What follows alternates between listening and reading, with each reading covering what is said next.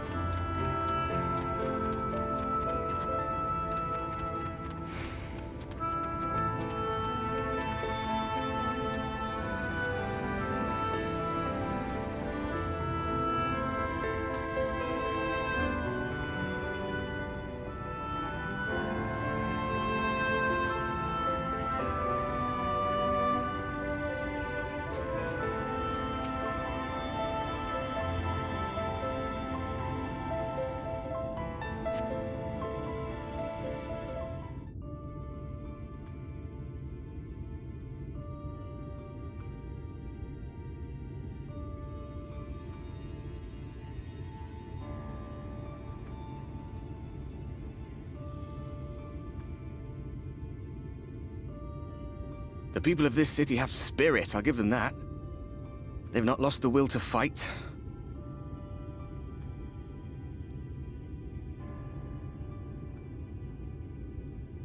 I can imagine how torn you must feel, looking at that sky, knowing what it means to everyone, and that you're responsible.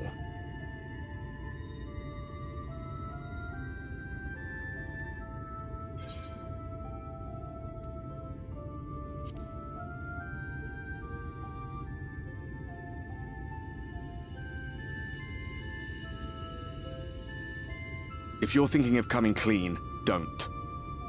It might make you feel better, but it would make things 100 times worse for them. They're better off not knowing.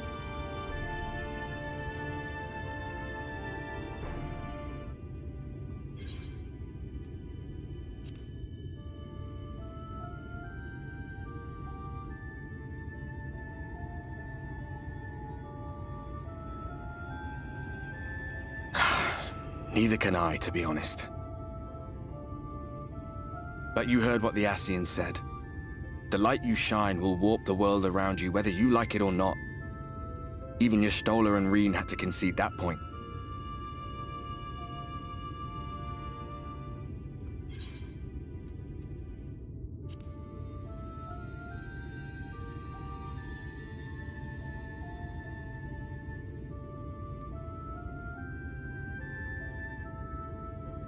Aye. An all too familiar one. Here you stand alone, expecting no one else to bear the burden for you.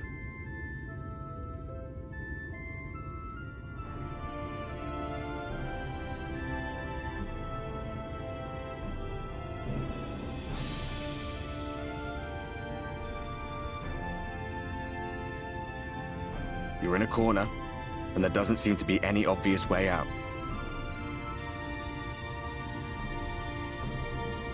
That doesn't mean it's over. However hopeless it seems, you haven't lost yet.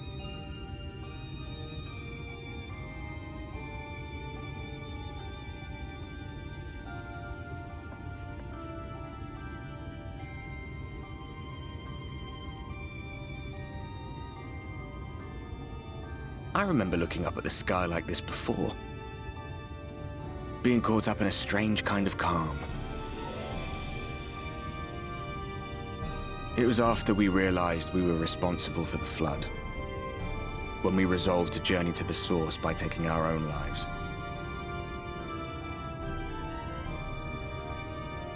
One last sacrifice, one last fight, one last failure. And then the Oracle appeared and, well, you know the rest. There were times in the years and decades that followed when I wondered if we might not have been better off just letting the rejoining happen.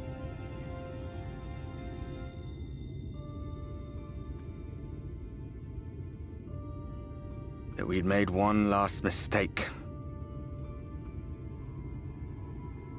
But seeing that giant Talos stir to life cured me of any doubts I still had.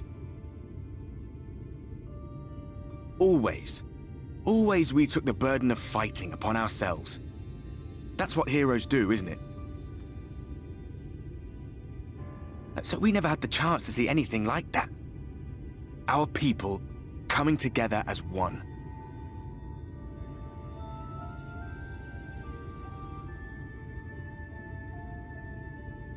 To think that their hope still burns so bright. That they were still so eager to live, they would lift up their fellows, one on top of the other, till they reached the sky.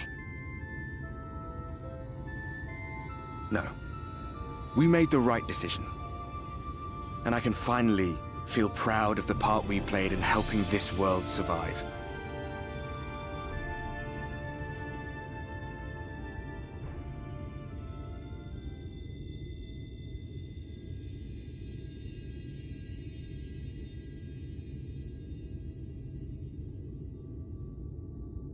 Well, come on then.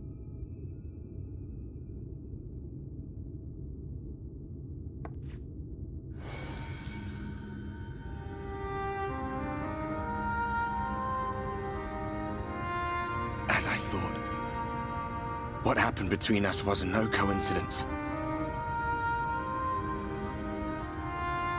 My story may be finished, but the fates have gifted me a minor role in yours.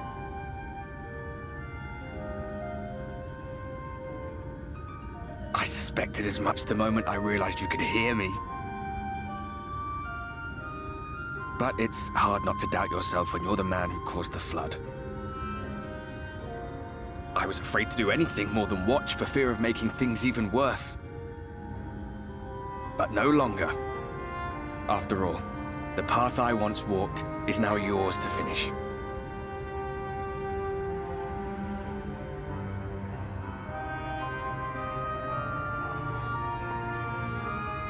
For what it's worth, I cast my lot with yours. If you need a push, I'll be right there behind you. If you lose control, I'll do my best to stop you.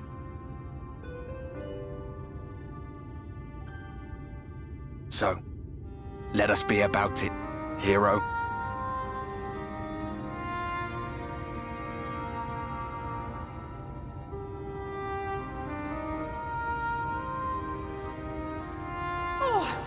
Worried you were up here all alone, brooding and fretting and wallowing in your woes.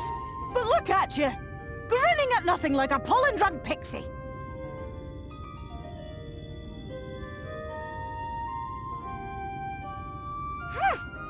Look at what you've done to your ether.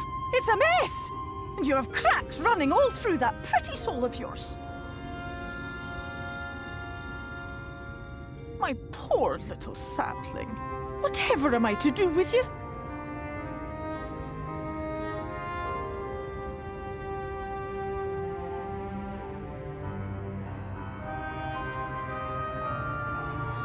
Shall I yield up my throne? You could claim it, cut ties with the mortal world, hide away in the castle.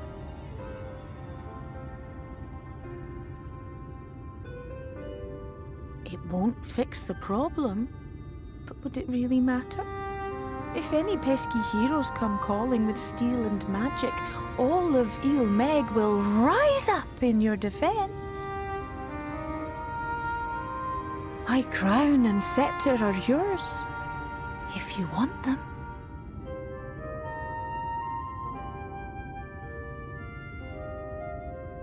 What? Don't give me that look! Of course I knew before I asked that you'd never ever heed such a wicked suggestion.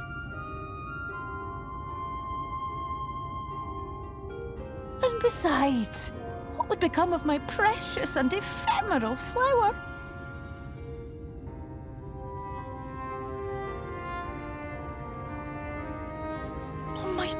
dear beloved sapling. You are lost, confused, and have precious little time to gather your wits. Your kind is always so preoccupied with what lies ahead, and so we muddle your vision with fog and glamour. But such trickery is easy to see through. Stand very, very still. Think not of where you need to go, but where you are right now at this moment, at this time, in this place.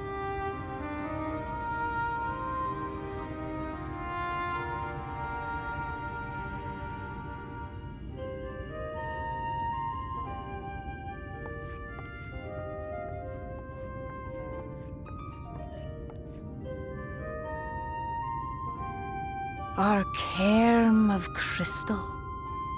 From shadowed hood he watched you go, his ruby eyes with warmth aglow. See yourself as he saw you, and that shall be the clearest clue.